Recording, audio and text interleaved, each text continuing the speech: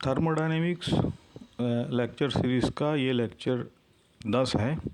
इसमें हम reversible irreversible processes को इंट्रोड्यूस करेंगे, हीट इंजन का कॉन्सेप्ट बिल्ड करेंगे, सेकंड लॉ को स्टेट करेंगे इन मल्टीपल फॉर्म्स और कार्नोट इंजन एफिशिएंसी डिराइव करेंगे। ऑल्सो हम लोग थोड़े न्यूमेरिकल्स सॉल्व कर लेंगे। चलो शुरुआत करते हैं रिवर्सिबल प्रोसेस से। डेफिनेशन देख लो, ऐसा प्रोसेस जो कम्प्लीटली रिवर्स किया जा सके, सिस्टम और सराउंडिंग दोनों अपनी ओरिजिनल स्टेट में वापस आ जाए। फॉरवर्ड प्लस रिवर्स के बाद कहीं भी कोई नेट चेंज नहीं बचता। कंडीशंस क्या है? कोई फ्रिक्शन, विस्कोसिटी, रेजिस्टेंस नहीं, मतलब कोई डिसिपेटिव फोर्सेस नहीं। प्रोसेस इनफाइनाइटली स्लो होता है, मतलब quasi static, quasi equilibrium. System का टेम्परेचर सराउंडिंग से सिर्फ इनफाइनाइटेसिमली डिफरेंट होना चाहिए। देखो आइडियलाइज एग्जांपल्स क्या क्या है। बहुत स्लो आइसोथर्मल या एडियाबेटिक एक्सपांशन या कॉम्प्रेशन ऑफ आइडियल गैस। अब आइस का बहुत स्लो मेल्टिंग या फ्रीजिंग एट 0 डिग्री सेंटीग्रेड। एक आइडियल स्प्रिंग का बहुत स्लो एक्सटेंशन या कॉम्प्रेशन बिना ऑसिलेशन के। परफेक्टली इलास्टिक बॉल सरफेस पे गिर के एग्जैक्टली सेम हाइट तक वापस आना। अब रियलिटी यह है कि ये सब परफेक्ट फॉर्म में पॉसिबल नहीं है। रिवर्सिबल प्रोसेस एक आइडियल लिमिट है जिस पे हम मैक्सिमम एफिशिएंसी डिफाइन कर सकते हैं, इसीलिए ये इसको डिफाइन किया है। कोई भी रियल प्रोसेस जो एग्जैक्टली रिवर्स नहीं हो सकता वो इरिवर्सिबल है। जैसे free expansion, Joule Thomson expansion, fast stretching of spring, vibrations, energy loss, heat का flow from high temperature to low temperature, electrical heating resistor में, conduction, radiation, radioactive decay. Irreversibility का मतलब है यूजफुल एनर्जी डिसिपेट हो गई, मतलब entropy increase हो गई।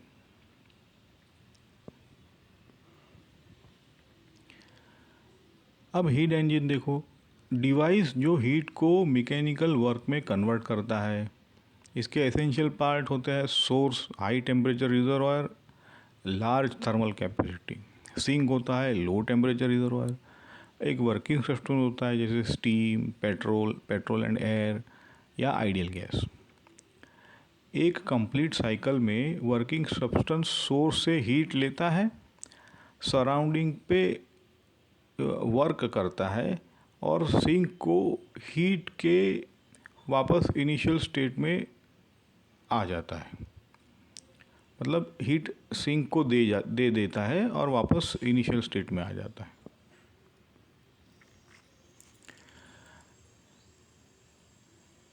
अब देखो यहाँ पे सोर्स, वर्किंग सब्सटेंस और सिंक। साइकिल के लिए डेल्टा यू 0 होता है। First law Q1 minus Q2 W हो जाएगा। एफिशिएंसी क्या होती है? Eta equal to W upon Q positive, मतलब Q1। तो W होता है Q1 माइनस Q2, देखो, divide by Q1। Therefore this is equal to 1 minus Q2 by Q1। अब परफेक्ट इंजन होता है जहाँ पे Q2 इक्वल टू 0, देखो, तो ईटा इक्वल टू 1। हाँ, बट सेकंड लॉ के वजह से रियल इंजन में हमेशा Q2 ग्रेटर देन 0, मतलब एफिशिएंसी लेस देन 1। देखो यहाँ पे गिवन है इंजन जो भी हीट लेता है उसका 75% सिंक को दे देता है। अज्यूम करो Q1 इनपुट, तो Q2 क्या हो जाएगा? 0.75 Q1। वर्क होता है Q1 माइनस Q2, तो ये हो जाएगा 0.25 Q1। तो एफिशिएंसी क्या हो जाएगी, W अपॉन Q1, तो 0.25 मतलब 25%। ऐसे कॉन्सेप्चुअल न्यूमेरिकल्स CBSE के लिए स्टैंडर्ड है। अब यहाँ पावर आउटपुट 10 किलोवाट दिया है, पेट्रोल का यूज़ दे दिया है 2.4 किलोग्राम पर आवर, उसकी कैलोरीफिक वैल्यू दी है 35.5 मेगाजूल पर केजी। अब एक आवर में टोटल हीट कितनी आएगी, तो 2.4 times 35.5 times 10 to the power 6, approximately 85.2 10 to the power 6 joule, है ना। देखो ये आसान है। अब रेट ऑफ हीट इनपुट क्या हो जाएगा, तो 85.2 times 10 to the power 6 divided by 3600, मतलब ये किलोवाट में 23.7। तो एफिशिएंसी क्या होता है, power out upon power in, तो इज इक्वल टू 10 अपॉन 23.7, तो ये 42% के करीब है अप्रोक्सीमेटली। हीट रिजेक्शन का पावर क्या है, तो 23.7 minus 10 equal to 13.7 kilo watt reject हुआ। हीट इनपुट पर साइकिल दिया है Q1 equal to 50 kilo calorie, efficiency दिया है 20%, वर्क डन पर साइकिल सीधा आएगा 0.20 times 50 equal to 10 kilo calorie. अब इसको 4.2 से मल्टीप्लाई करो तो 42 किलो जूल आएगा। रिजेक्टेड हीट क्या है, तो Q2 equal to Q1 minus W equal to 40 kilo calorie. समझ गए। तो पैटर्न है, अगर एफिशिएंसी प्लस इनपुट दे दिया हो तो बाकी सब डायरेक्ट आ जाता है। अब सेकंड लॉ की ज़रूरत। फर्स्ट लॉ सिर्फ एनर्जी कन्वर्जन बताता है, delta U is equal to Q minus W। ये नहीं बताता कि हीट हमेशा हाई T से लो T क्यों फ्लो करता है। देखो उसमें तो सब कुछ अलग हुआ है जो इक्वेशन है। रिवर्स स्पॉन्टेनियसली क्यों नहीं होता है, इंजन की एफिशिएंसी हमेशा 100% से कम क्यों है। ये सारे डायरेक्शन वाले क्वेश्चंस सेकंड लॉ हैंडल करता है। देखियो एक क्लॉशियस का स्टेटमेंट देख लेते हैं, जिनका बहुत हैवी कंट्रीब्यूशन है इस फील्ड का डेवलपमेंट करने में। ये स्टेटमेंट है कि सेल्फ एक्टिंग मशीन हीट को कोल्डर बॉडी से हॉटर बॉडी तक ट्रांसफ़र नहीं कर सकती बिना एक्सटर्नल एजेंसी के। मतलब कोल्ड से हॉट हीट ले जाने के लिए हमको वर्क करना पड़ेगा, जैसे रेफ्रिजरेटर। अब इसकी सिमिलर दूसरे भी ऐसे जो सिस्टम है देखो, जैसे करंट लो पोटेंशियल से हाई पोटेंशियल खुद से नहीं जा सकता है, पंप करना पड़ता है। अब दूसरा जिन्होंने कंट्रीब्यूट किया है वो है केल्विन, और उसके बाद है प्लैंक ने भी उसको थोड़ा इस एनर्जी और फील्ड को थोड़ा कॉन्क्रीटली पॉलिश किया। एनीवेज, तो केल्विन स्टेटमेंट यह है कि कंटिन्यूसली वर्क प्रोड्यूस करने के लिए बॉडी को अपने सराउंडिंग से भी ठंडे टी तक कूल नहीं कर सकते। अब केल्विन प्लैंक ने इसको थोड़ा प्रैक्टिकल स्टेटमेंट दिया है, ऐसा इंजन बनाना इम्पॉसिबल है जो सारी हीट को वर्क में कन्वर्ट कर दे बिना किसी और इफ़ेक्ट के, है ना। इसका मतलब देखो कि सिंक ज़रूरी है। ये दोनों का कंक्लूजन, Q2 हमेशा नॉन ज़ीरो होगा, है ना। ये देखो इन दोनों के सारे जो ईटा इक्वल टू 1 इम्पॉसिबल है फॉर साइक्लिक इंजन। अब कार्नोट ने एक आइडियल रिवर्सिबल इंजन प्रपोज किया। वर्किंग इंस्ट्रक्शंस आइडियल गैस, सारे steps reversible, operates between T1 source का टेम्परेचर, सिंक T2। ये इंजन मैक्सिमम पॉसिबल एफिशिएंसी देता है T1 और T2 के बीच।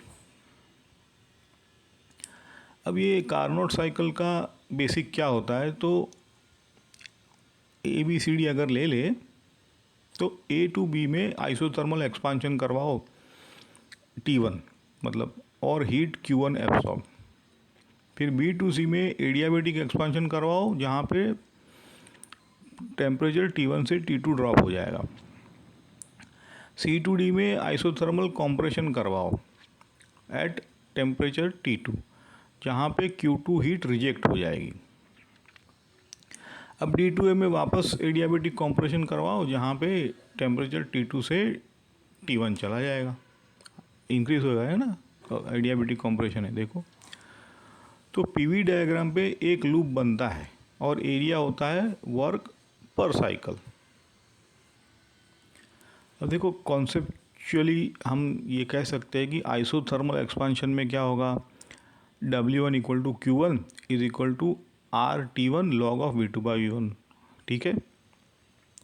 एडियाबेटिक एक्सपांशन में क्या होगा, W2 is equal to R upon gamma -1 T1 - T2। Isothermal compression में हम लिखेंगे W3 equal to Q2 again is equal to RT2 log of V3/V4। Adiabatic compression में हम लिखेंगे W4 is equal to R upon gamma -1 T1 - T2, है ना। यहाँ derivation detail से ज़रूरी नहीं, सिर्फ फॉर्म याद रखे। देखो नेटवर्क होता है Q1 - Q2, एफिशिएंसी होती है 1 - Q2/Q1। तो आइसोथर्मल फार्मूला से Q1 proportional to T1 log of V2/V1, Q2 proportional to T2 हो जाएगा लॉग ऑफ V3/V4। देखिए एडियाबेटिक रिलेशन से हम लोग प्रूव कर सकते हैं कि log of V3/V4 is equal to log of V2/V1, है ना। इसलिए अब ये जो फ्रैक्शन है Q2/Q1 इसको हम सीधा T2/T1 लिख सकते हैं।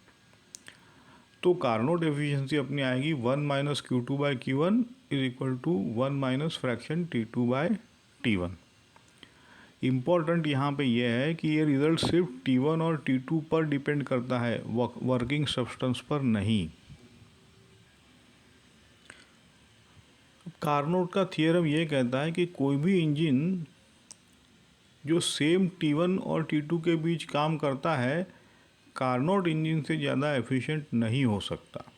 जितने भी रिवर्सल इंजन सेम दो टेम्परेचर के बीच चलाए उनकी एफिशिएंसी सेम होगी। अब यहाँ पे थोड़े की पॉइंट्स देख लो। एफिशिएंसी 0 से 1 के बीच में, क्योंकि T2/T1 हमेशा 0 और 1 के बीच ही है। अगर T1 इक्वल टू T2 तो एफिशिएंसी 0, PV साइकिल का एरिया ही 0 है, कोई वर्क ही नहीं। अगर थियोरेटिकली η1 चाहिए तो T2 0 ले लो या T1 इन्फिनिटी ले लो, है ना। दोनों प्रैक्टिकली इम्पॉसिबल है। एफिशिएंसी बढ़ाने के लिए T1 बड़ा कर दो, T2 छोटा कर दो, दोनों से एफिशिएंसी बढ़ेगी। कार्नोट साइकिल में हम डिफाइन कर सकते हैं rho is equal to V3/V2 is equal to V4/V1। ये एडियाबेटिक एक्सपांशन या कॉम्प्रेशन रेशियो बोलते हैं।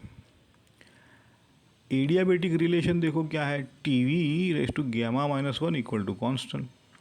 तो देखो ये फ्रैक्शन जो T1/T2 है वो ρ⁻⁻1 और फ्रैक्शन T2/T1 हो जाएगा 1 अपॉन ρ⁻⁻1, है कि नहीं।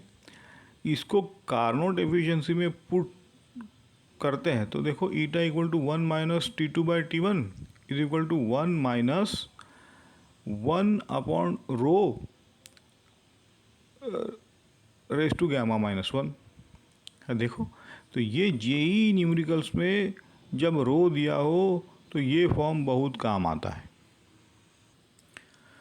एक क्वेश्चन है, इंजन 0 डिग्री सेंटीग्रेड मतलब 273 केल्विन और 100 डिग्री मतलब 373 के बीच चल रहा है, ईटा फाइंड करो।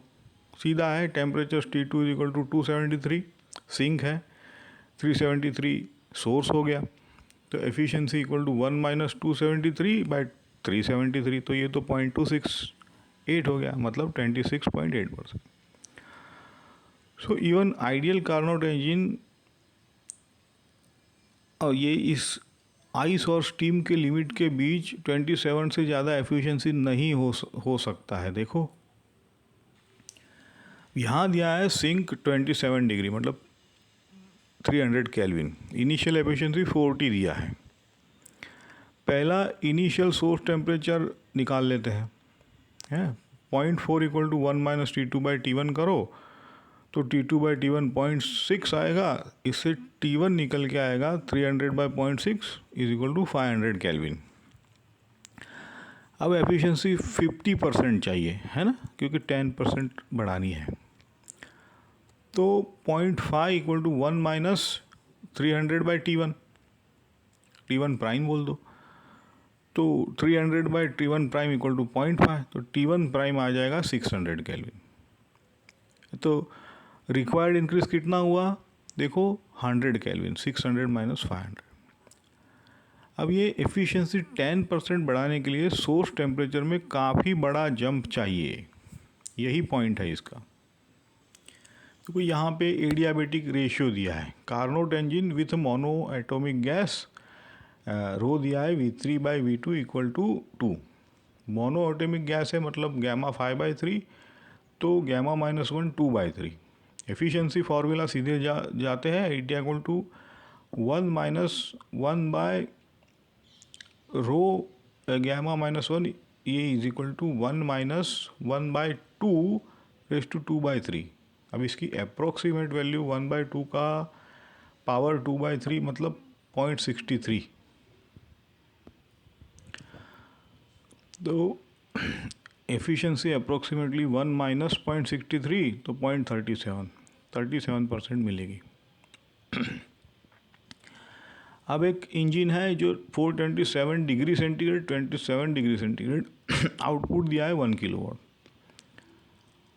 तो पहले तो T1 मिल जाएगा 700 केल्विन, T2 मिल जाएगा 300 केल्विन, है ना, प्लस 273 कर दो, एफिशिएंसी मिल जाएगी 1 माइनस 300/700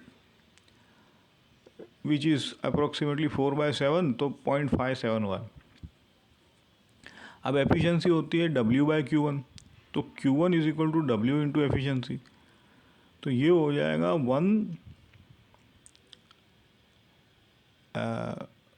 किलोवाट डिवाइडेड बाय 4/7, है ना, तो इससे आता है 1.75 किलोवाट।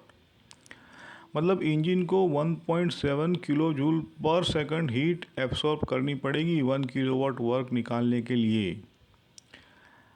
अब किलो कैलोरी से सेकंड में जाने के लिए 1.75 किलोवाट अप्रोक्सीमेटली 0.417 किलो कैलोरी पर सेकंड होता है। अब ये एक है कि भाई टेम्परेचर T1 बढ़ाए या टेम्परेचर T2 घटाए एफिशिएंसी के लिए, तो देखो इंजन है 127 डिग्री सेंटीग्रेड और -73 डिग्री सेंटीग्रेड इनिशियली चल रहा है ना, तो टेम्परेचर हमें T1 मिल जाएगा 400 केल्विन, T2 मिल जाएगा 200 केल्विन, तो इनिशियल एफिशिएंसी सीधी मिलेगी 1 माइनस 1/200/400 0.5। अब कहते हैं केस 1 लेते हैं कि सोर्स को 50 डिग्री बढ़ा देते हैं, तो T1 प्राइम हो जाएगा 450, T2 200, एफिशिएंसी मिलेगी 1 माइनस 200/450 विच इज़ 0.556, तो 55.6%। चलो अब सिंक को डिक्रीज कर दे 50 डिग्री सेंटीग्रेड से, तो T1 हो जाएगा 400 केल्विन, T2 प्राइम हो जाएगा 150 केल्विन, तो एफिशिएंसी जो 2 मिलेगी यहाँ पे वो 1 माइनस 150/400 विच इज़ 0.625, तो 62.5%। कंपेयर करो, efficiency 2 is greater than efficiency 1। मतलब क्या हुआ कि सेम 50 डिग्री चेंज के लिए सिंक को ठंडा करना एफिशिएंसी को ज़्यादा इम्प्रूव करता है। चलो समरी देख लेते हैं रिवर्सिबल वर्सेस इरिवर्स। रिवर्सिबल वो है कि जो आइडियल है इन्फाइनेटली स्लो है और जिसमें कोई लॉसेस नहीं है, मैक्सिमम पॉसिबल एफिशिएंसी देता है। इरिवर्सिबल है real processes, dissipation, entropy increase. Heat engine में सोर्स, सिंक और वर्किंग सब्सटेंस होते हैं। W होता है Q1 माइनस Q2, एफिशिएंसी होती है 1 minus Q2 by Q1। Second law में क्लॉसियस का स्टेटमेंट है, हीट कोल्ड से हॉट नहीं जा सकता विदाउट वर्क। केल्विन प्लैंक का स्टेटमेंट है 100% efficient heat to work engine impossible है। Carnot engine ideal reversible benchmark है, एफिशिएंसी उसकी होती है 1 माइनस T2 बाई T1। सिर्फ T1 T2 पर डिपेंड वर्किंग सब्सटेंस पे नहीं करता है, कोई भी वर्किंग सब्सटेंस हो। एफिशिएंसी बढ़ाने के लिए T1 बढ़ाए या T2 घटाए, और सेम डेल्टा टी के लिए T2 को कम करना ज़्यादा इफ़ेक्टिव रहेगा। ये सारे रिजल्ट CBSE थियोरिटिकल आंसर्स और JEE में कॉन्सेप्चुअल MCQs दोनों में डायरेक्टली पूछे जाते हैं।